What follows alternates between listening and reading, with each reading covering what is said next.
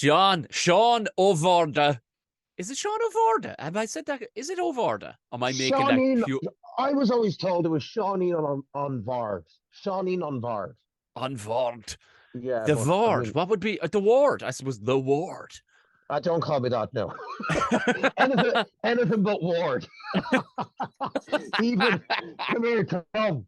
The first thing Brenda said to me when I got down on one knee, she went, "Well, I'm not taking that fucking surname anyway."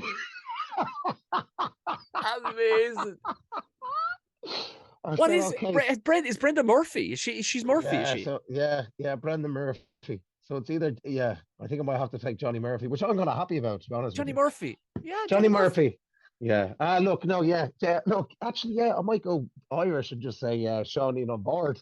That suits us both, doesn't it? That would be very tesp, wouldn't it, to go Yeah. to like do it on all your invoices, your letter, and make sure to change and just when people go and I'd like to introduce it, Johnny, what Shawnee or Unvormde. I love my surname. You know my full name, don't you? I told you Please, this once in you Panto. You did, ready you for it? did. Yeah, please go Jo- on. Johnny Michael Francis Ward. I had Martin Beans Ward. He's a comic. He's a traveler from Galway, and he said he was saying, Oh, I know him. I know him. He's "Do you?" brilliant. Yeah, yeah, And yeah. I know him. Yeah. even Martin was like, "I'm going to have to change the amount of fucking Martin Wards." He says that are travelers. He goes, "It's a fucking nightmare." He says, "Just It's signing yeah. anything, everybody's." But even like in the scenes in Love Hate, and we were with in season 5, there was loads of travelers. I got on absolutely brilliant. Now I have to say with them, they were great Because they all crack thought you were a traveler, sure. because they were all like, "What's your name?" It's Johnny Ward, and we were convinced that we were related. And it was like, "No, no." And where are you from? And I said, "Well, actually, no. My father's actually he's English. My mum is." And they were like, "Oh no, yeah, but we have relatives over in England as well." And I have to say this, not that there's anything wrong with travelers. I get on great with travelers. I always have done. But they were saying, "And what's your full name?" I said, "My full name, yeah, your full name, middle name, and confirmation." So I says, "Michael, it's Johnny Michael Francis Ward," and they were even laughing themselves, going, "Oh, would you stop? We are related." Would you But fucking tone it down? Tone it down. What are you doing? oh, I don't know. Anyway, yeah, come here. Listen, it's been 3 years since our last podcast. Nearly to the well, definitely nearly 3 years since we worked together. Anyway, I'd say because you were saying it because Yeah, you must go into rehearsals fairly soon, do you? yeah, man. It's next week. It's crazy. It's just weird, obviously, with the last. And look, we won't speak too much about the whole lockdown thing and all because everyone has their own experience. But just thinking about doing it from your yeah, it is. It's next week. It would have been 3 years ago, which is mental, Yeah, absolutely mental. And then yeah, just doing it now online and Zoom is just an everyday thing now, isn't it? For yeah. for for everyone, it's crazy. But no, listen, I had a ball the last time. I'm sure I'm going to have a ball now. Um, and a lot of the listeners probably won't know that we've just been shiting on for about 90 minutes before this, just Yeah, having the crack. So it's been yeah, a yeah, it's yeah. been a brilliant catch up, It and was. thanks Do you know once what? again for having me on.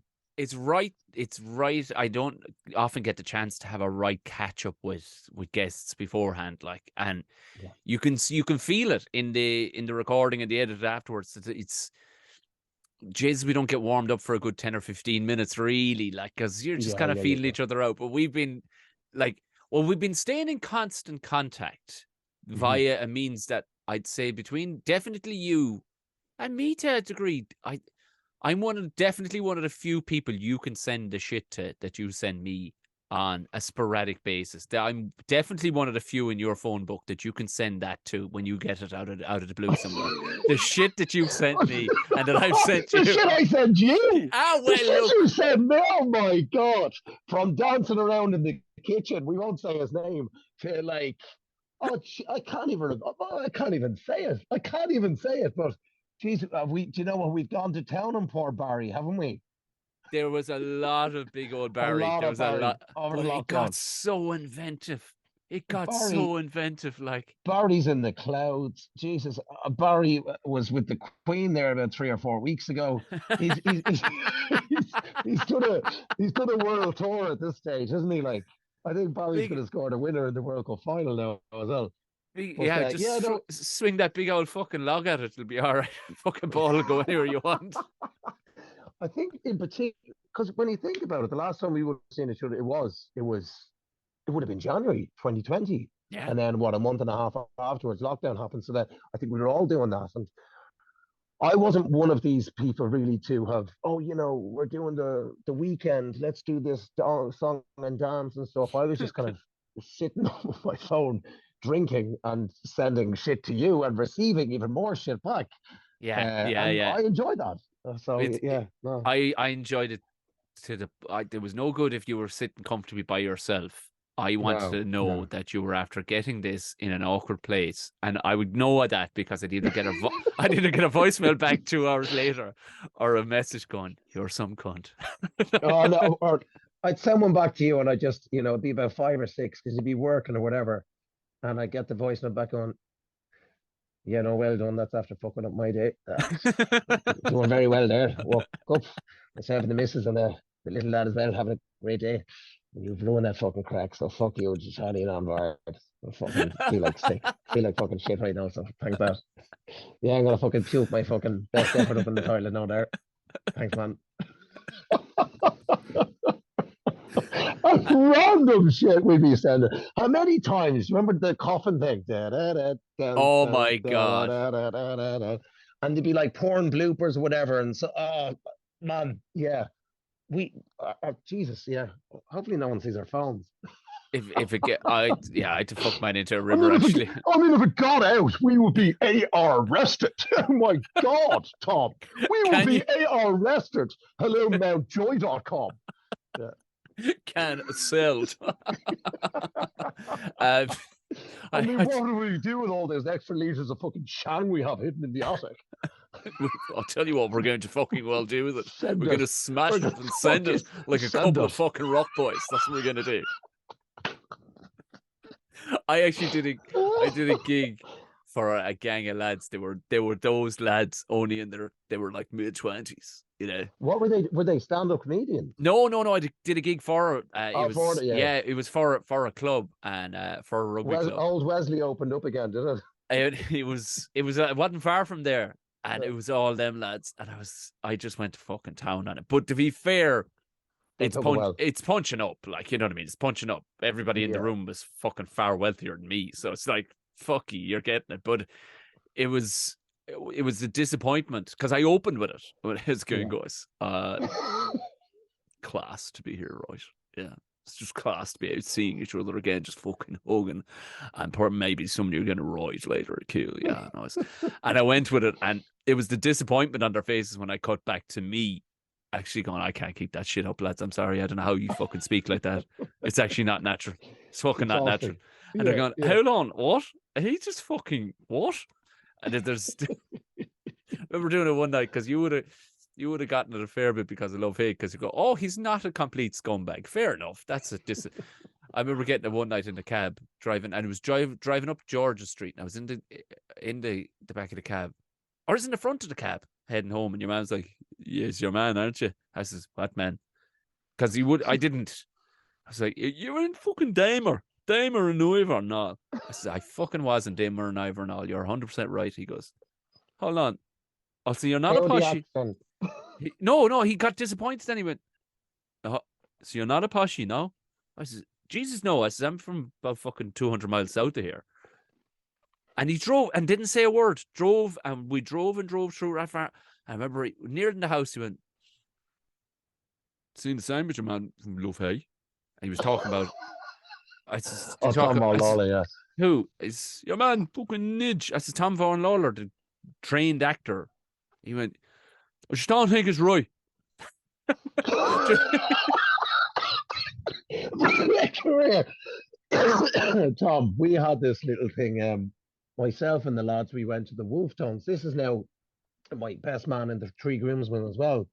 And there was a woman called Angie, and she's had fucking seven. I'm after having me 7 points. She goes, "You're your man, aren't you? Come here, come here, come here, will you?" And and we're all having a few smokes at the smoking area. And says, "It is, yeah, it's me, all right." And she was like, "No, it's not you. You look like him." you're a fucking nobody. You look like your man Polly from Love Hate, but he's a much better accent than you. He's not a fucking fraud. You're a fucking phony, right? And me and the lads go there was like, no, no, no, no, it is me. I'm very sorry. I didn't mean to. No, you can fuck off now. You can fuck off, right? So then, anyway, the people in the Olympia, I managed to get us a box to be closer to the Wolf Town. And they really sorted us out as well. Now, don't get me wrong, I paid fucking full price, but they gave us a box. And they were doing, the Wolf Tones are doing one of their songs. They're just about to sing Grace. And, they're going, this now is a song about Joseph Mary Plunkett and Grace Gifford. And it's all silent. And she's there and she looks up at the box. She goes, "Hey, Mary, look at it. It's that fucking idiot. That fucker who pretends to be Polly." And and they're just fucking laughing themselves stupid. And we're all cracking up. It was like, this is gold. And then afterwards, I met her for a pint of Brogan's. But it's people like that that make me fucking want to get up in the morning. I'll be totally honest with you, Tom. Oh, 100%. Great crack. I And I like. just love to be like a fly in the car when there's like, oh, well, you're not crack. I don't think that's right. It was, and I was loving it in my head, right? Because I love awkward moments. Because I knew I'd have a story to tell you at some stage, or tell somebody at some stage. Because I'm going, what? Where's this fella going with this? Like, this is such a, like. I mean, I don't think it's right.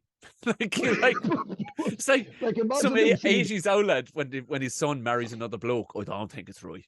I just don't. I don't think it's right. Now, call me old school, but I just don't think it's right. Look Man, imagine like you and me when we're doing like the Panto and UCH in 2019, and they see us, having our lunch after the show. And I'm not. Oh, and you're like, hey, come here to me now. Come here. What did you get in your sandwich? And they're like, no, I don't think it's right. It should be like that all the time. Come here, I'll give you. We did. This is Panto, right? And I didn't say this. I've shown you my room here. This is in my mother's sitting room, and I know you can't see it on the podcast, but she literally has every single paper, fucking any kind of newspaper article. She has it laminated now, and she's a very proud mother. And I'm just looking at a few of the pictures from 2014. It was Peter Pan when we did it in the Gaiety. Now I'd literally just finished playing Paulie in Love Hate. So to go from Paulie to Peter Pan and playing Peter Pan, it was quite the different, put it that way. At the very end of the gig, I was so used to, and it's a long schedule. It's like 3 months. You literally start on Halloween night. You get Jesus. 2 days off, Christmas Eve, Christmas Day. You're finished on the 25th of January, and it's 2 shows a day. Like, it is intense, very much intense. And you can't really go home. So you're living with all it. Anyway, cut a long story short, the day after I finished the Panto, so we finished on the 25th, actually 2 days afterwards, the 27th. And I was just having, when you just have one of those days, you wake up and someone's going, well, you've slept it in. And then you have a message from your sister saying, this isn't right. Then your job is there going, when are you back in work? And everything is going, then your insurance and taxes due. Yeah. And you're like going, oh, fuck this shit. And you just want to just jump into a pool and forget about it for a while. Yeah. Or just fucking, just take it. Anyway, cut a long story short, I drive up. I'm from Walkinstown. And I drive up to the Green Hills Road. And I'm at the Esso garage. And I'm just about to put in petrol into my car. And there's a car behind me going, beep, beep, beep. And I thought to myself, all right, if he beeps one more fucking time, I'm gonna be. What's it? The film. What's his name? Oh, what's your man's name? From Basic Instinct, Michael Douglas, where he snaps, falling down. You know that guy. Yeah, that was me that day. It was like going around the eye twitching machine gun. Yeah. Man, it was one of every single fraction or equation that was coming into my brain or in my life was just going really fucking shit. And this car, beep, beep, beep. And I said, one more beep, and I'm going to fucking lose it. And he stopped. And I walked in to the petrol station and I paid the man. I said, thank you. Could I just get a receipt for that? Yeah, thank you. I went back in. And just as I was about to get in the car, beep, and I turned around to this man and I went, what is it? What the fuck do you want? What is it? Because you've been beeping me non-stop now. What is it? What the fuck is it? And he rolled down the window And he said, "My son is in the back of the car. He just wants to know, are you really Peter Pan?"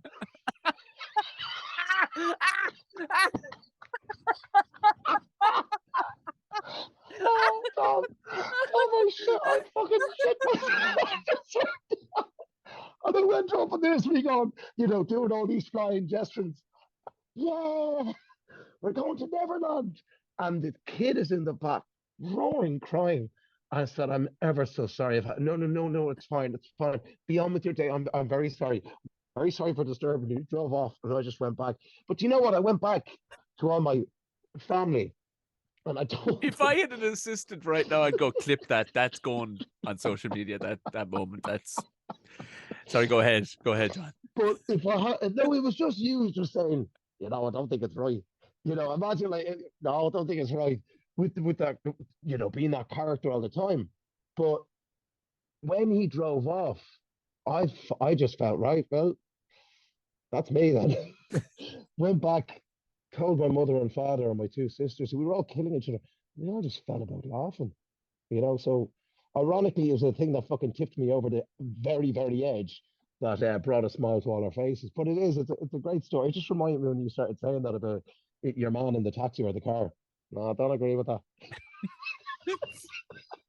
No, I no, could I couldn't don't wait agree to with that. run in home and tell my missus. It was It's like, 'cause brilliant, isn't it? I love people being just fucking raw assholes by Yeah, accident. You know what I mean? Because yeah. I remember it was during this tour of a show that I wrote called Clattered. It was this stand up show, and I was doing it down in Cork, and a beautiful fucking venue in a place called, we'd call it Coughlin's, they call it Collins, Mhm, but it's a class venue, but it's kind of like five pubs in a one surrounding this little venue, mhm, and you could meet people as old, your parents, your fucking grandparents. You can meet your fucking, your nephew. Like, it's that cool fucking setup of and I'm walking in, and I forget that I thought my hair was still as tight as yours in my head my whole life.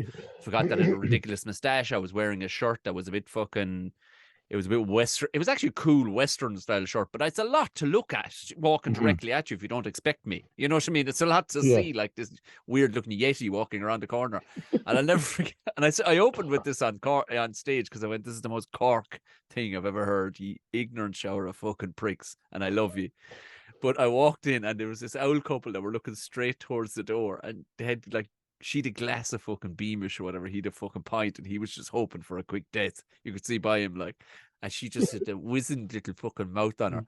And as I'm walking, oh, like my hair flying everywhere, I kind of forget that they're even there. And as I swear to God, she didn't try and whisper to her husband or wait till I passed. She literally said it straight at me as I'm walking in looking mental. She went, "Oh, here we fucking go."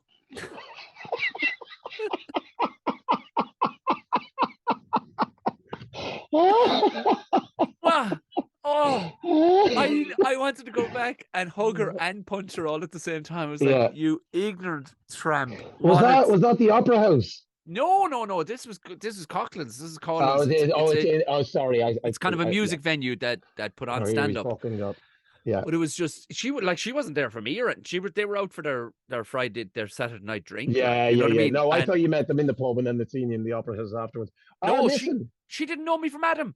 This is the Yeah, beauty, and she didn't even try and hide her ignorance or how rude she was. She just looked straight at me and 3 feet away from me went, "Here we fucking go now. Look at this yeah. cunt." Like, I do love that. I do love that about the Cork people, though. In fairness, I do. It's like brutal honesty. yeah, yeah, yeah, oh Brutal. yeah, I remember when we came out, and it was just like we went down. You see, with the Copperface Jacks, the musical show, we went to Dublin, and Dublin's like our home, and it's like, oh yeah, I'm Gino Wiles, and fucking all the Dubs seem to love him. yeah. And then we went to Limerick, and it was a bit of a stepping stone. When we went to Cork, I came out, and there's a guy in the front row, and he just goes, "This fucking idiot," and I kind of love that. Oh, This fucking idiot. I I didn't love it. know this. I didn't know this fucking Asia was in this fucking shit. Do you know, like I've said it to a few people, and it would it's strange that I'm delighted that you're that way inclined, because it's a sick, like there's kind of a sick warpness to go on, give me some shit, because you get your back patted too many fucking times, like. But and other lads I've said it to, gone, geez, that would crush me. I'm going, I fucking loved it. I loved the way she fucking was so ignorant. If anything, it drove me on. To the point that I loved it so much, I opened with it on stage, and it killed. When I says, you can go out and look at her right now. The horrible wagon is sitting fucking not 20 feet from this fucking room. Go out and have a Yeah. look at her, and she'll probably fucking tell you to your face that I'm a fucking sight to be fucking seen, like. But What I know, sorry, I know you're the host and stuff, but something I'd never actually asked you. What made you want to get into comedy? Is this a hereditary thing? Did your mum and dad do this? no, nothing. Your There's sisters? Nothing. no, no, no, no, no. Because like with me acting and stuff, it was something that my two older sisters did it. Maureen, who's like 11 years older. You met, well, you met Yeah, my two yeah, yeah. sisters. And then Susan did it. So it's sort of like monkey see, monkey do. I didn't really want to do it. And I was always kind of, as sometimes in primary school, you wanted to be, the freaking playing rugby or playing football or something Yeah, like yeah. that.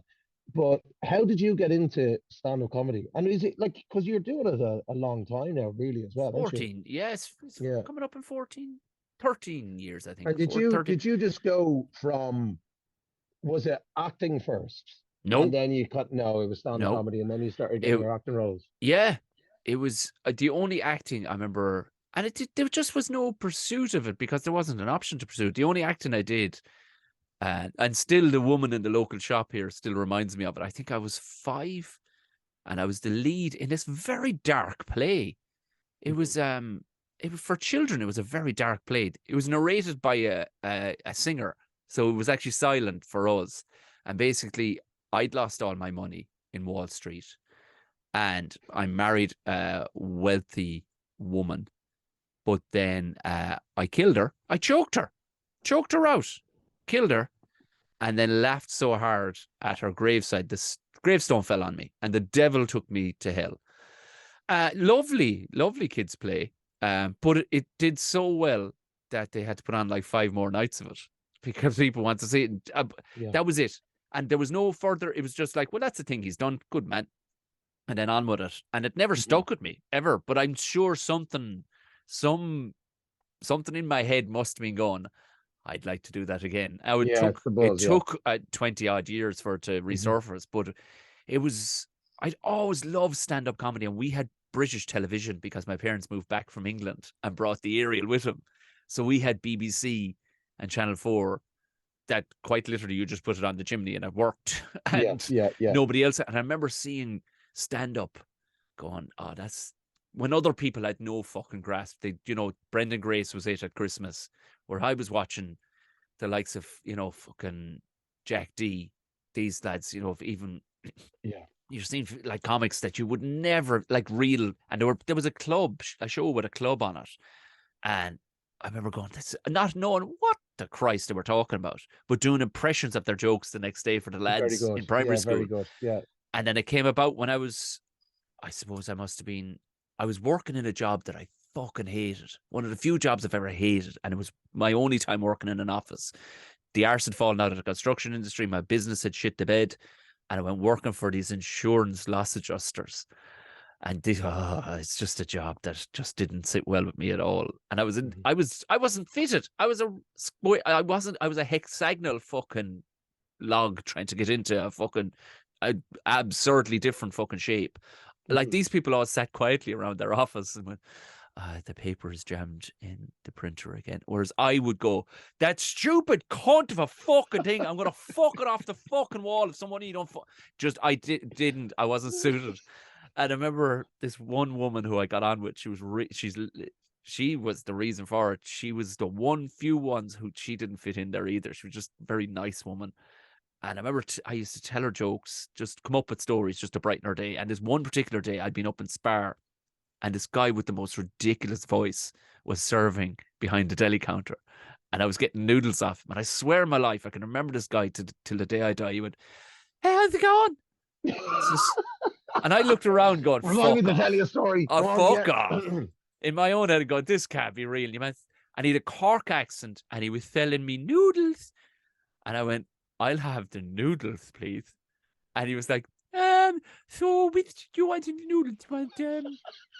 I went, this guy is, nobody else is seeing this. How is nobody else seeing this? Everybody else is just dour looking on and going, this guy is, so which one of the noodles? Do you want the fat noodles or the skinny noodles? I want skinny all day long. If you keep saying skinny, I'll have the skinny noodles.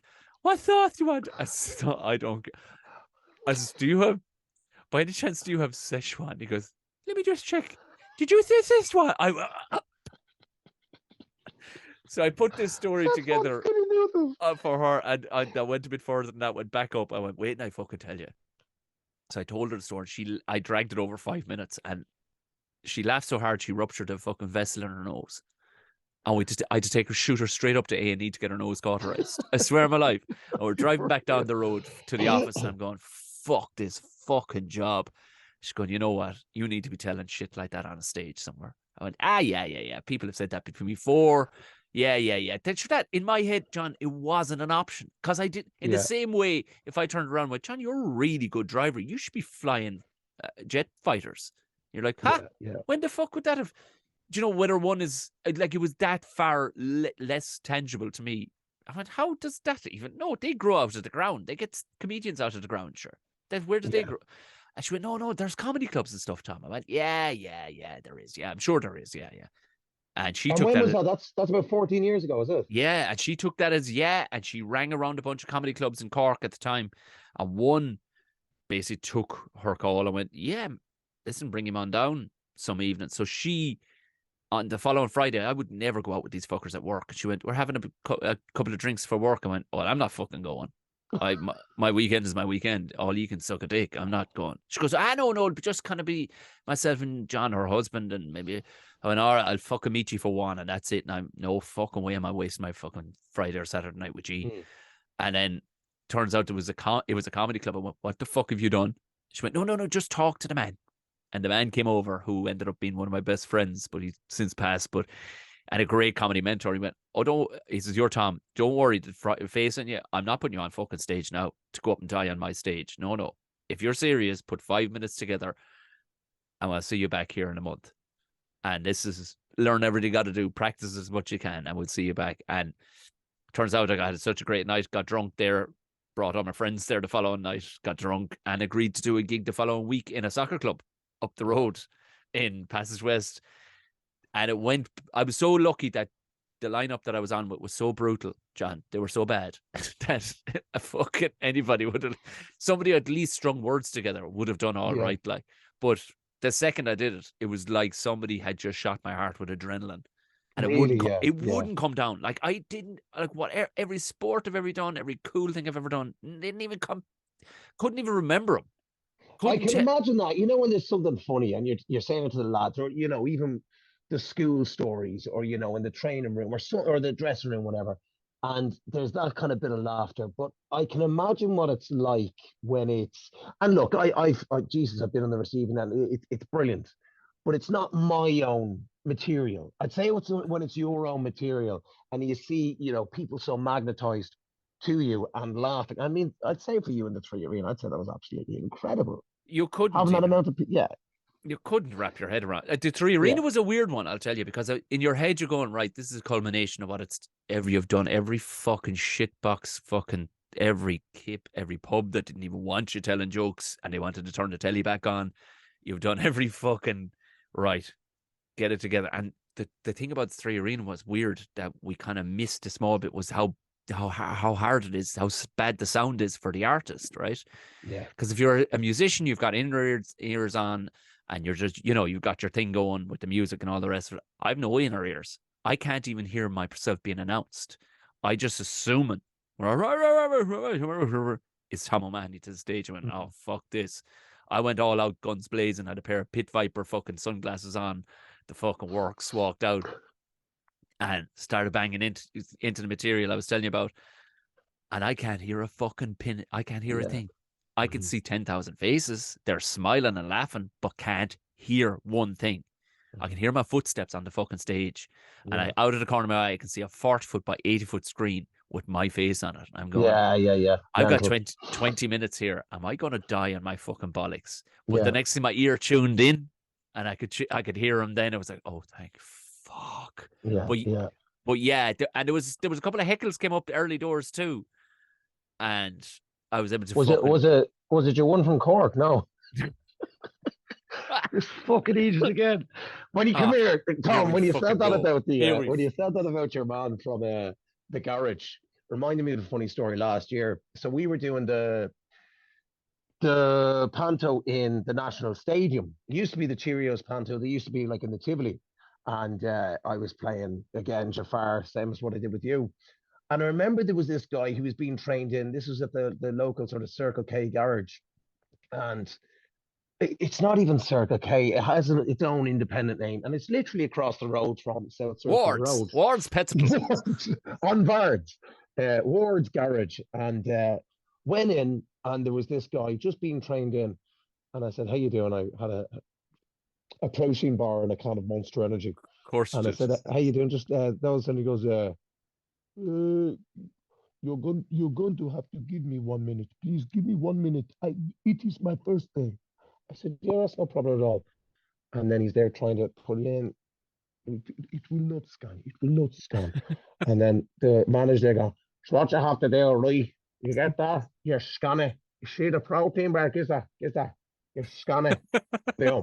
And he's there, one of these pressing the buttons, go, boom, 380. Yeah. Take it, put the money in the bag straight away, put it, there you go, yeah. And he goes, "Yes, yes." So about 2 weeks had passed, and I went in. I said, "Oh, hey, how are you?" And he goes, "Yeah, ah, much better now. I remember you first time when I training. I can do it now. So protein bar, yeah, from." I was like, there you go, there you go. You see, I foolishly first day. I said, no problem at all. Thank you very much. So in the Panto, what happened was everyone got fucking riddled with COVID, Of and course. we all stopped. And I remember going in on the last day, just coming back. So it would have been, I suppose, about 4 or 5 weeks since I met him, and I went, "Oh, how are you? Listen, just so you know, I probably won't be seeing you anymore because we've finished up the Panto." And he went, "Johnny, is it? What's the story, man? Great to see you. And come here, the very best of luck with the Panto. Fair play to you. Happy Christmas. See you later, Chief." He fucking he took it on all right, the fucker. It's Yeah, yeah. fucking brilliant. Jesus Christ. Fair play to you. It's I not right. seen you on the answer now. Yeah, it's the National Stadium. Yeah. I don't do it. I don't be watching the Panto myself. Yeah, yeah, Fair yeah, play to you. yeah, yeah. Brilliant. Brilliant. Yeah, but there, I mean, there's a dedication to those people, like, but then you get calls, like, obviously you did Dancing with the Stars, but then out of nowhere, I see you're doing Celebrity fucking Hell Week. I'm like, Yeah. how did that call come about? Like, because you kept it under wraps for the longest time. How far previous had you recorded before it went to air? May, we filmed that the last day when I got voted. It was actually my birthday on 21st of May. And then we were told it was going to be aired on the first week of September. So yeah, around 4 months in advance. But And what was the that was approach? What was the approach? Were you like, ah, fuck that, or yeah, do you know what? Give me a go. um originally I said no. I was like, "Oh Jesus Christ," because I'd seen it and I'd watched previous things and I'd seen, like, I know Ryan Andrews, I know Jake Carter, of course Peter Stringer as well, and they did the previous season. And I just, every interview they're like, "No, it's very tough, very very difficult." And then I kind of thought to myself, "Oh fuck it, no, I don't want to do that." I was in I was in Burger King in the Square, and I just got a phone call from Jen Searle, one of the producers, and said, "Would you be into being one of our being one of the guests this year?" And I just said, "Do you know what? Can you leave it with me?" And then I was going to decline. And then I just thought, the last time I seen you, Tom, was, yeah, January 2020, March. Jesus Christ, March, April, June. Sorry, March, April, May, June. Like, just because there was no work. And I think in the back of my head as well, when we were, I don't know, when you said Dancing with the Stars, when my father passed on that, I wasn't in a mentally, I wasn't all Yeah, there. I yeah, really yeah, wasn't. yeah. I look at myself right now and I go, oh yeah, no, Jesus, I hadn't a clue what I was doing. I was waking up in the morning and literally just out of habit going to the gym and running on a treadmill and saying all this weird mental shit like, if I can do this 5K in under 25 minutes or 24 minutes, and then it would go down, I'll go home and my dad will be there at the kitchen table. Really messed up shit saying it to myself. Yeah. And in a weird way, it made me uh, physically and I suppose mentally stronger. And then I was in a really good, just the working schedule. It was great. It was uh, that Dancing with the Stars had finished, and we went straight into Copperface Jackson musical. Coppers was clashing with Fair City. Fair City, when I finished there, it was clashing with we did this like Dancing with the Stars tour. And then I had a week off, went on holiday, and then I started rehearsals for Panto. And it was just non-stop, so I didn't really have time. And I suppose I was just kind of camouflaging this grief or Yeah, of this pain course. or whatever, which I suppose the rest of my family would have gone through when my father passed. And he did. Geez, he meant the world to me, and he did everything for me as well. He was brilliant. And of course, I know you know him. Do you remember you Yeah. used to? Yeah, it was like a golden moment thing, and you taught him how to or drive a Ferrari. I sent you that Yeah. picture there Yeah, yeah, not so yeah. long ago. Crazy, and like a gent of a man. And then I suppose it was when all the work stopped, and then I teach in different performing arts schools. I got on great with kids, and try and teach them everything that I've learned on the stage or a film set, and pass my knowledge or whatever expertise I've learned throughout the years onto kids, and look at them kind of be the next generation, whatever. And then that was gone. So it was like, fuck, there's no stage work, there's no TV work, there's nothing, there's actually nothing. Yeah. And then I just drove myself into just crazy, and it was very easy to just, and I know an awful lot of people did it, but I would drink an awful lot, like an awful lot, and just literally just in a routine of doing nothing during the day but feel sorry for myself. And I think it was the realization that, oh fuck, he's not coming back, he's not coming back. And that's when it hit me, and that's when I just had to put the bottle down one day and go, if I keep this up, I'm gonna fucking end up in a place I don't want to be, and I'm gonna let an awful lot of people down. So then I just substituted this kind of usual drink routine with the complete opposite. And I ended up buying all this gym equipment, going for walks. The walking started turning into running. The running was then cycling. And then I just started doing this program. This program called Insanity. Oh And I yeah. don't know. I remember you were doing Oh, I remember you seeing you ridiculous. put Like, up about that and I went, fucking hell. Do I need to call over to Ward's house? What's wrong with him? Like he's literally doing that cunt. When I come in from gigs and turn on the telly and I see this guy shouting at me on and I'm going and I'm come drinking on, I'm, yo! I'm Let's drinking a rep, bottle of beer yo! going, I don't need the demons that man is trying to get rid of. It, Honestly, I'm fine. I'm fine because that man but it is was, I don't know. It was just something. I don't know what it was. And this little kind of escape. And that's what I was doing. I was constantly looking for an escape. And that escape now I find through, God, the adrenaline of going on stage. Same as you. You yeah, yeah. get that. You just said there a second ago, but and it just opened up this whole new world and this fucking adrenaline in your heart. It's amazing. And it's brilliant. It's so, oh, this is unreal.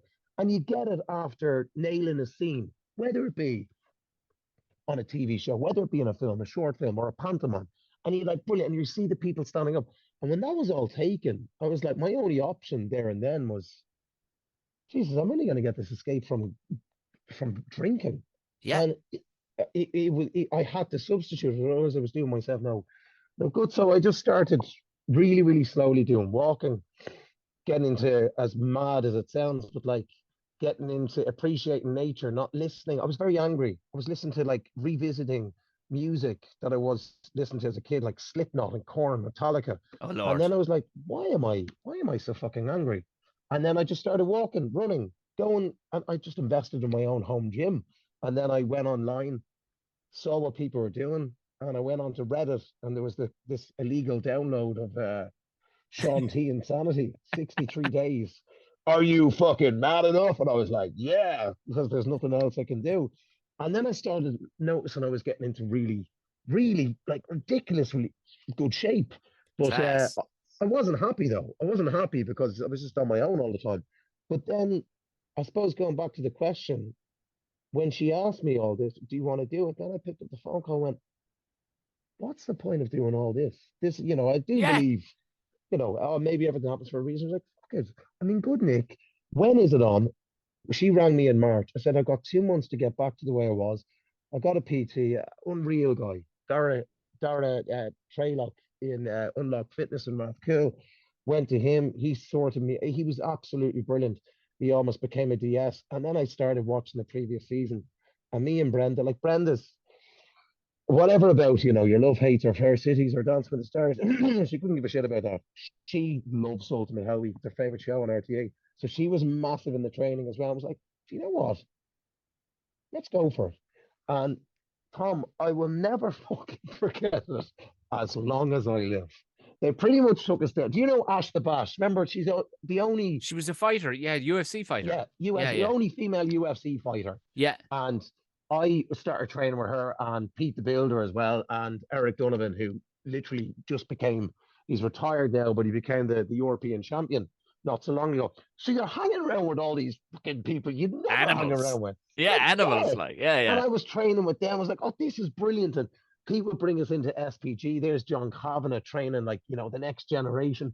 Stuff that, like, do you know the way sometimes your mind goes, oh, yeah, I'll do that, but you never actually do it. And then Fiona O'Carroll from Mrs. Brown's Boys, Brendan O'Carroll's daughter as well. She was another actor as well. So we were just kind of going with this. And she had us doing all these meditations, going into the sea swims. Eric had us doing these boxing drills. Pete had us doing kickboxing. Ash had us doing MMA. It was the training. It was brilliant. And then we went down, and I suppose they took us down to Vienna Woods. And I remember this was around about the 14th of May. And they put us in to the hotel. We stayed on the Sunday night. Everything was great. We met everyone. I met this absolute Satanto Halpin. I've never seen anyone as taller in my life. He's an absolute giant. The Isn't chap he? is I about saw him he, once and he's like fucking 8 foot, like. he was taller than me, and the fucker was sitting down behind the desk. I went, he stood up and he kept on, the cunt kept on going. I went, how much he is there behind that fucking desk? It's He's it's just massive. ridiculous.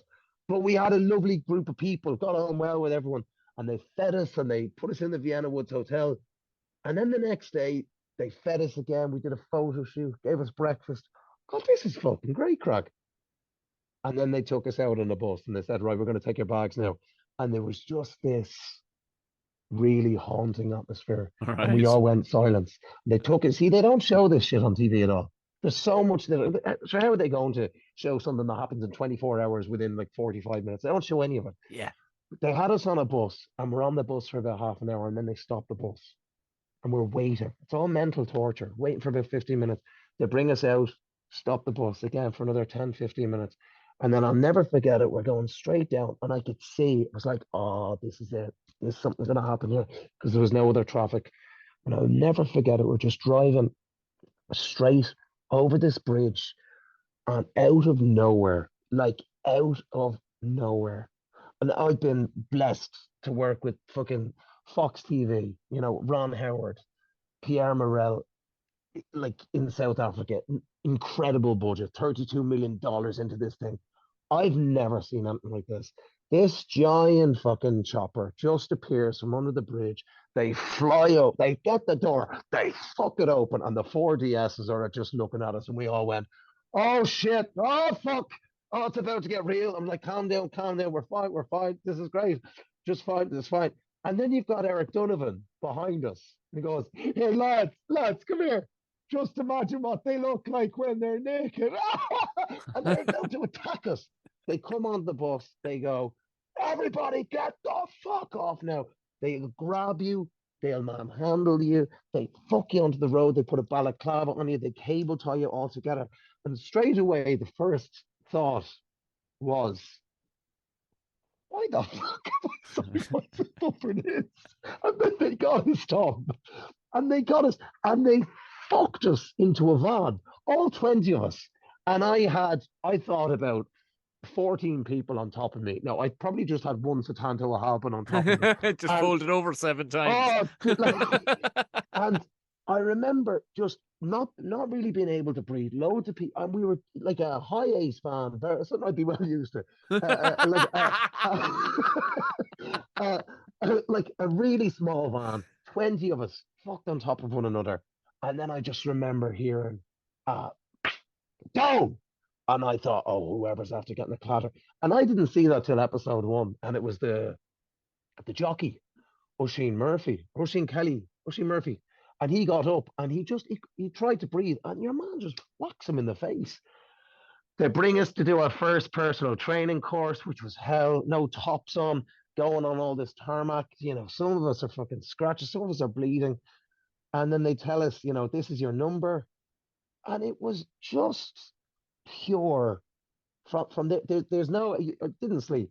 Oh yeah, the people who I spoke to before were saying the food, that's the hardest thing. The food is fine. Food is like, it's basic. It's a bit of like bread. It's bread with a tiny bit of ham in it and a warm pot noodle. I didn't, to be honest, I didn't mind it because you're that Right. hungry, you'll fucking eat anything. It's the sleep, Tom. Like Yeah. some nights it's just, Yeah. it's 90 minutes. And what are you thinking about? If you've got a big, massive gig the next day, you're not just going to go sleep. You're thinking about it, and you cannot make the first night. We didn't even know if we could go to the toilet or not. I'm fucking bursting for a piss, and you was too scared to even ask these lads. Um, they took the absolute. See, your dignity and all that, it just goes out the window. You don't care what you look like. And someone brought, this wasn't shown either on TV, and it should have been. Um, your man Oisin, the jockey, as we're all trying to keep straight faces, and they put us in the speedboat, fuck us into the middle of the ocean, go swim over there, and we're swimming. Now look, you've got a life belt, so you're not going to drown. But some people, Jesus, Satanta did in about 10 seconds. There's all of us about half an hour trying to get over. But he was there, like, blowing kisses to the camera and sticking his tongue out and stuff. And they went for him straight away. It's like someone had set him up, and I'll never forget it. They said to Oisin, they said, they're looking at, like, we have all our bags packed and all these compy plasters. Me so careful. This amount of socks here, this amount of jocks here. Right. Deep heat, all these creams. Are you allowed this? Are you allowed this? My mum hid a fucking miraculous medal in a tub of Of course she did. in a tub of Vaseline. And your man, what's his name, staff the first day goes, what the fuck is this number? And I was like, it's my mother. I'm very sorry. Why the fuck is it a tub of Vaseline? He let me away with it. But then they went over and Owen Cardigan had taken too many socks. They put him as a sock monster. And, people had brought gel in. They gel their hair up. But this job, Oisin Murphy, whoever packed his bags, they went, where the fuck do you think you're going? He had like 4 pairs of sunglasses, 2 bottles of aftershave, and dog biscuits, right? And they said, they never showed this. Who the fuck packed your bags? And he goes, oh, my housemate did. And I don't think she really likes me. Well, we were all gone, like, all gone. And then you had Fiona O'Carroll she was constantly saying the night before, she was like, lads, I'm after planting a dildo in one of your bags. So we kept on looking for this dildo.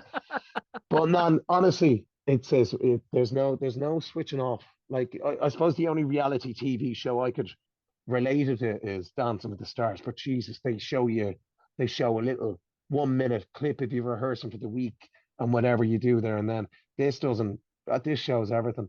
The only thing I kind of came out with, and I was really, mortified over, was they'd asked me what my biggest fear was, and I said nothing. And they're going to ask, I mean, they asked the girls, they asked Ash, Rebecca, and Kira, and the 3 of them did exceptional.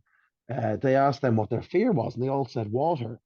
But then they made us all, tread water, and the girls couldn't swim. So they want you to go through your biggest fear. Of course, yeah, yeah. And I stupidly said, I think my biggest fear is, like, probably arriving on set or on a stage and I don't know my lines, and everyone's just I like, "Oh, knew come you were going to on, say come that. on." Really, yeah. Yeah, I don't I know knew. what it's just it's a fear of mine. I have dreams or doing like past shows or something, and everyone's like, or even being on set and like, come on, come on, come on. And I just can't get the lines out of my head. And they fucking went to town on me. And it was day 3. We just finished that scratch thing, which was just grueling, grueling. And a lot of people got sent home. And then I was put, your man, Ray Goggins, he comes over and he goes, number 9, you're orderly sergeant. It's like, oh, shit. Because you're looking around. I'm like, oh, fuck. I'm the only one in the entertainment business here. I'm looking at GAA people, GAA stars, MMA stars, you know, rugby. Everyone's in athletics, an Olympic runner, and then me. And I what could the have fuck? danced Oh, all shit. night. I could have danced. And he put me as orderly sergeant, and he said he woke me up at about 4:30 in the morning, and he fucks me up against the wall. This is one of the DSs, and he says, "You're in number 9. Listen, I'm only saying this once. Do you understand? Yes, yes. You're in charge of a very serious quick operations special unit. Do you understand me?" And I went, "Yes, yes." And he goes, "Every single thing that you learned in the first aid course yesterday. Now I'll talk about the day before. They had me down, interrogate me, talking about my family, what's my biggest fear, talking about my father, why am I here?" And I was down there for about an hour, for fucking ages. And as I was down there, they were teaching all the rest of the group this first aid course because they're going to be in charge of this quick response unit very, very soon. I had no idea this first aid course even existed. I went up, everyone's finished, and I turned around and said, "What's this?" We're like, "Oh no, just some class. It's irrelevant." So then he takes me away. Then the morning afterwards, you're in charge of everything that we taught you for this first aid course. Tom, I hadn't a fucking clue what I was doing. I hadn't a clue. So then I turned around and I said to the group, I was honest, I said, "Listen, I'm going to be honest. I haven't got a fucking notion what I'm doing." They all tried. And your man was like, "Well, you've got half an hour to learn it." Like, right. Like MARCH, right? M stands for massive hemorrhage. Again, I said at one stage, like, okay, so M is massive hemorrhoid. Would have been great TV. They didn't show it. A is the airwaves. Oh, geez, I can't even remember. I'm constantly putting this in my head. I have to lead the team out, and then they took us on a boat. Of course, they don't tell you where they are. Tom, I thought we were going into the middle of a forest to see all these CPR dummies to perform little first aid on them. Ah, well done. Open up is their way. They go again, going on for about half an hour. It's freezing cold. The rain is hitting us. You just want to say, "Sorry, this is not worth it." And then after about half an hour, he goes, "Number 9, look up." Out of nowhere, this chopper just starts spinning out of control. Crashes into this roof. Big, massive explosion. The DS turns around to me and goes, "Now you're in charge of this." I go, "I haven't a fucking clue." So then I'm kind of hoping. I'm running on ahead. I had to be in charge of the 2 teams. But he was saying I was trying to do too much. And I was. I was trying to physically get involved as opposed to lead the 2 teams. And if you've seen the episode, I'm just saying nothing. I hadn't a clue what I was doing. We get up to the very top. And again, I thought, here we are. We're going to have those little dummies and we're going to perform. Ah, Tom, after about 20 minutes getting up the stairs, there was real, and I mean, I shit you not, real ex-soldiers with amputations. There was one guy with no legs and one arm, no legs, one arm, fake blood all over him. Wow. And they're literally beside these crashed helicopters, which was done amazing. There's fire. They're screaming at the top of the voice, going, "Oh, help me, help me." And it was like, "Go, go, come on, come on." And I just went, "I have no idea what I'm doing. I have no idea what Fuck. I'm doing." And I remember 3 things. There was one DS, and look, they actually do want you to do well. I'll always say that about them. But there was one guy, and he just kept screaming, like, "You're shit. You're going down. You're going down like your career. You're fucking useless. You haven't a clue what you're at." And I remember we have these little metallic kind of guns things, replicate a real gun. Yeah. We have a number. And if your number is shown upside down, oh, they'll throw it away and you have to go, or they'll make you do a punishment for it. And I thought to myself, just because I've never been that embarrassed, and one of the guys died, obviously actor, but he died, and it was all my fault. And they turned around to me and went, "Right, he's dead now because of you." And I said, "Yes to yes." He went, "Stop fucking saying yes to yes. what are you going to do with the body? And I wanted to look at him and goes, I haven't got I've no idea. I said, are we going to bring him with us? And I said, yes, yes. We're going to bring a dead body with us. And then I just said, no, we'll hide him. And he went, what the fuck are you talking about? And I got that because of like, there was one ages ago. I remember when Modern Warfare came out, and it was like, or Metal Gear Solid, that's what it Yeah, was. yeah, yeah. Hide the body, hide the body. So, the other force, they won't see it. And they took the absolute mick out of me. And then it was the worst day of my life.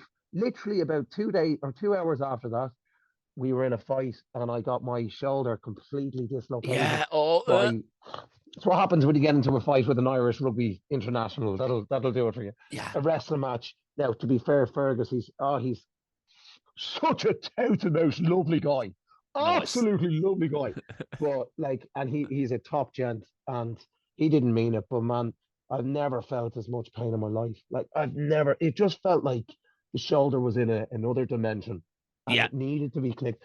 And to be fair, they had like Ray Goggins, he gave me this little sucky laughing gas and took me straight over to the medic. Now I was very lucky because I know this shit happens to so many people and they're not in that lucky position. And he clicked it back straight in. And then weird things go off in your head and you're like, fuck this. You can get through this. You're going to get through the rest of it. Keep going. And then they're like, right, now you're going to pull up a car. You're pulling up a car. But weirdly, it did me nothing but a favor because I kept thinking that the shoulder was going to pop out again.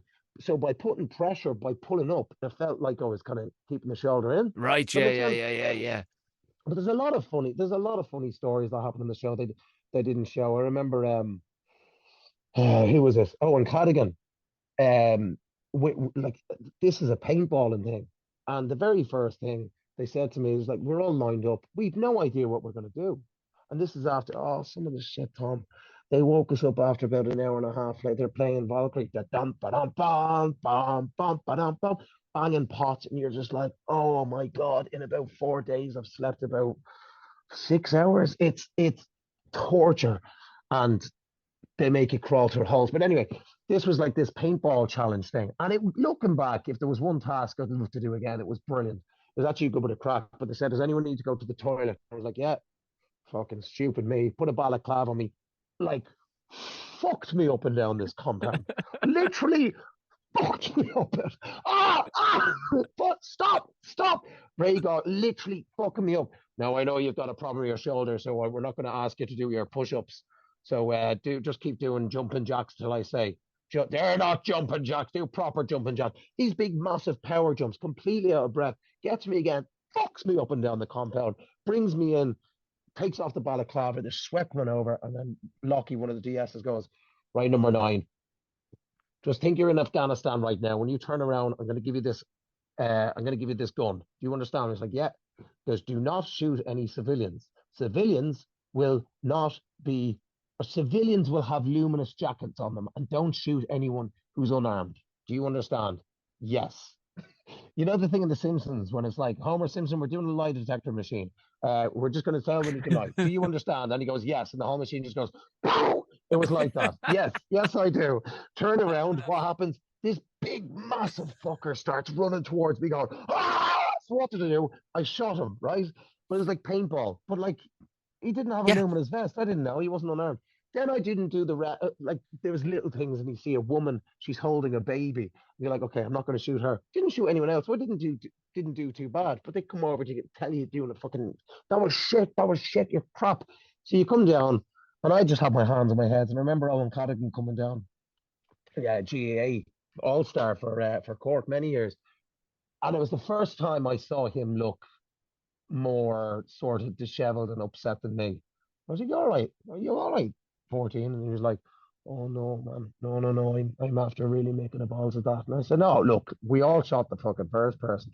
I mean, how bad could it be? And he goes, I shot the first man and then I shot the woman and the baby in the face. And then when it's edited, your man Lockie's there going, oh, he took out the whole fucking village like that. And then look, coming towards the end do you know what? The only thing about it is there's a lot of stuff that they don't show on TV. I'll never forget Satanto Halpin. The DSs show you how to do this abseil thing. Now, luckily for myself and Pete the Builder, we did this abseil for Down Syndrome Ireland, like a charity fundraiser about 2 weeks beforehand by chance. And they had us abseiling down this thing. Satanta, who wants to go first? The DSs show it them how to do it first. Yeah. And then he's like, who wants to go first? Satanta's like, I will DS. He runs upstairs and he literally just does the whole thing in about 5 jumps, makes the DSs look a bit ridiculous, turns around to all of us and goes, yes, yes, that's how you fucking do it.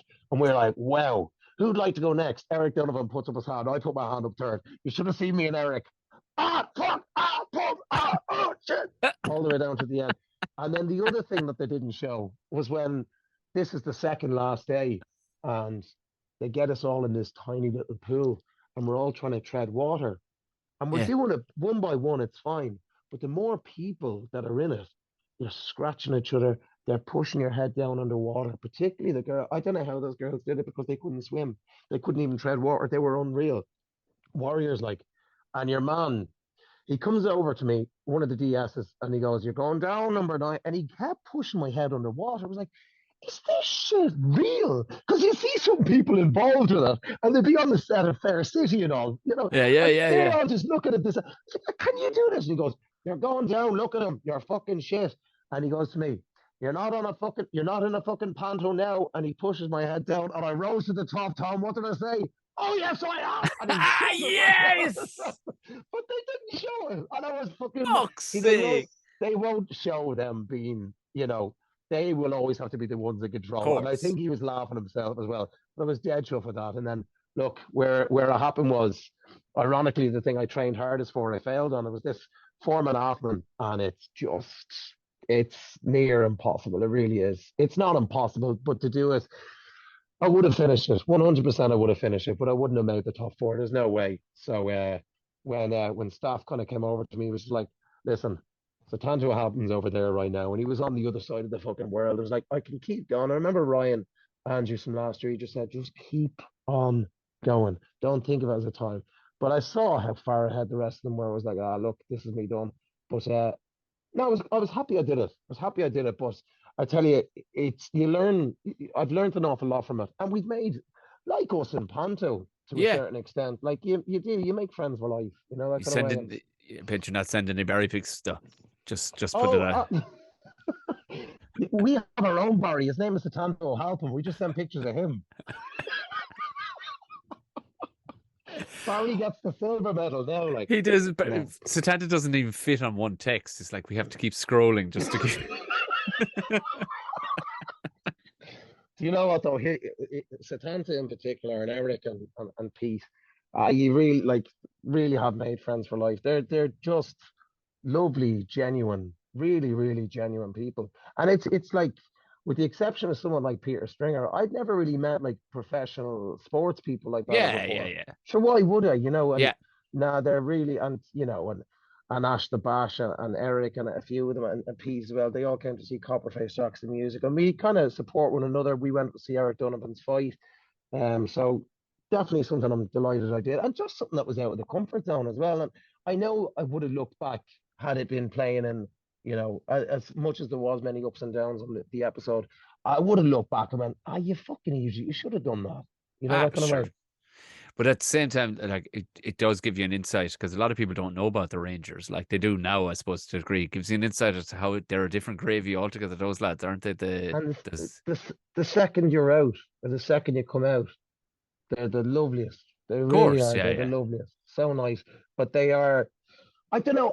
I think it's just, there's always been a thing in my head. It was like, well, I'm not going to respect someone who doesn't respect me. And that just goes out the fucking window when you're in there. Yeah, I was going to say, yeah. They'll pick at you. They'll pick at you and they say, what are you looking at? What are you looking at? Until you look at them, it's like, don't fucking look at me. There's a lot of that going on. There's a lot of that going on. But they do want you to do well at the end of the day. And no, I was happy. Proud of myself where I kind of came. Well, as you said, like you came from tights and fucking powdered wigs, like, and all these other lads would have trained at professional levels. Like, Yeah, so yeah. to hold your own in amongst them, like, is probably a That was greater brilliant. achievement. Like when you think about Yeah, it, like there's and nobody, and and there's nobody screaming at you going, "Would you-" can you imagine the level of intensity at rehearsals? If just put the fucking wig on, will you? Will you put the tights on? Go back, number 9. There's a fishnet in your fucking tights, you stupid prick. oh fuck, Is that I'd hook actually. on right, you stupid fuck?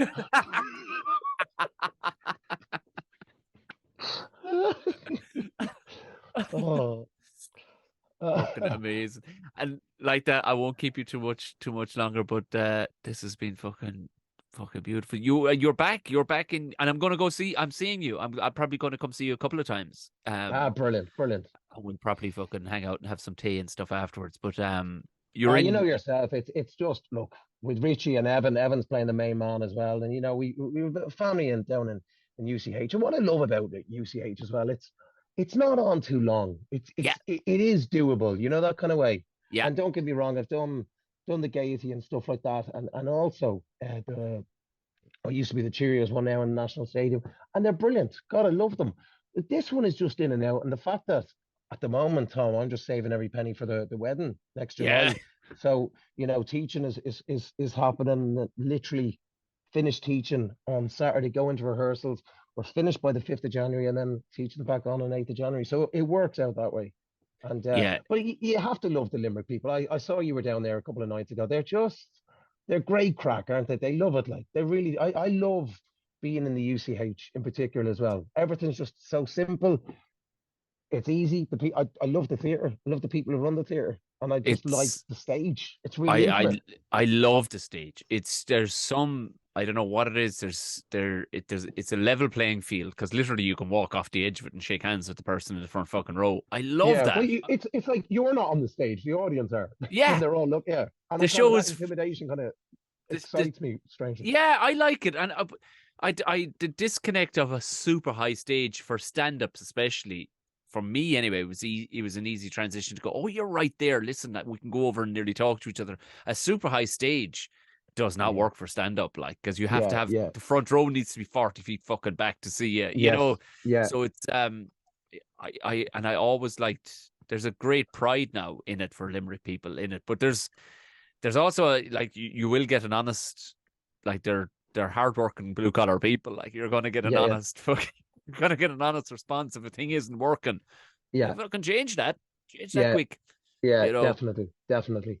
And even with you know what there was no mention of Limerick when we did Coppers. There was no mention of Limerick, and by the time we finished Limerick, oh God, we changed our script that Limerick was yep, fucking mentioned yeah, you fucking right it was. because Yeah, they would tell yeah, us yeah, yeah. Don't we yeah, pay all don't. this money for nothing. Where's fucking Limerick? You never said once. So, sorry, yeah, just we just I, changed it. I was like, yeah, great. I don't know if I ever told you, and I'll we were talking about fucking roles. I remember one time in Limerick, it is the great humbler of a city. I love the place. Went to college there and everything, but I was crossing the road one time, and there was two young ones. You know that we'll call them. They were pajamaed, uh, Oh yeah, yeah, yeah, and but they wore nice makeup and had good earrings. yeah. And they were eyeballing me, and they were fucking up and down. And I was kind of going, would they know me or what? And would this fucking light ever change green? And next to you, what? And again, not even trying to conceal it under their breath.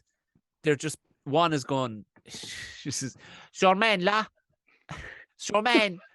And I'm like, I'm literally right here. I'm right. Like you're not. It's amazing that you're this candid. Like he was. Yeah. I don't know. Is it all?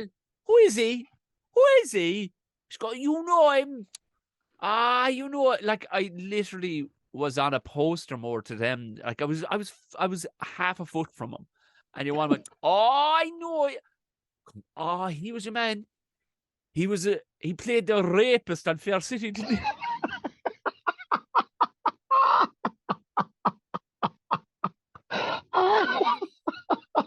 What? What? No. But I probably would have taken the gig, truth be told. Like, I no. remember This reminded me of you must know Fred. You know Fred Cookwell, do you? Yeah, yeah, no, well, Well, yeah. he was on my year on Dancing with the Stars, and we had these things. It was the Eurovision fucking week, right? And they with Fred, but they made him look. They had this big kind of beard, and then they just shaved a part of it out. So it was like a sort of Hitler mustache, kind of blended into like a goatee. And it was done so perfect. He looked like the biggest kitty fiddler, like Oh yeah, ever. And that's the second you said it. he kept playing around with it. And they were like, Johnny, have you your tracker on? I was like, oh yeah, because this tracker used to pretty much like explode this massive light behind me. And it looked brilliant. The budget they have is amazing. And then they said, Fred, have you got yours on? He goes, yes. And now I have two trackers on. Oh, fucking brilliant. Brilliant. Oh, Right, my brother. This has been fucking amazing. yeah, great Brilliant. crack. Yeah, great crack. We got it done, and I can't wait to see you in a couple of weeks. Yeah, absolutely. And as soon as you come out on stage, you know what I'm gonna say. Where's the crack? No, I'm just gonna. As Oh, soon yeah, as you no, there step you out, go. I'm gonna. Yeah, This fucking agent. just I didn't know this fucking agent was in it. fucking eat it again. Fuck's sake. Jesus Christ. Hey, number 9, get the fuck. Mind your shoulder, you fucking fanny. What was it? What was the scene we had? It was like, I can't remember. And freeze. Yes, that's it. Put your little finger right up Yeah, there. Right up there. Yes, Johnny would drive my own fucking nose into my brain. And there was several times we would have, but it's one of those pantos where it's not that it's not precious, but it's done so well that the likes of you and me who can flex and improv could have a bit of dicking about. Like some of the other lads now, it couldn't come off the tracks. You had to I let don't them know, on. Tom. I think I pushed it too far. Number one, I went out with no microphone, and number two, I forgot the fucking lamp that I robbed. Do you remember that? Yeah. Where's the lamp? And then we were back saying, where? He left it right here. I swear. Where's the lamp? Where's the lamp? The camp running around I backstage. fucking left. And there it is in the smoking area. A load of fucking cigarette butts and a rusty lamp. I put it on the stage. We found it. Where was it? Smoking area. Oh shit! Yeah. Fuck. Mental. Yeah, I laughed my bollocks at you. I stand inside stage as you walked on, but no, trying to shout to the back wall of 1,000 people. Oh Jesus! And what did I do the following day? The very same fucking thing. But I was saved by the fact that Richie Hayes was on stage with me, so I just stood really closely, and he was trying to play through it, just stood closer to me, and I went, "That's right.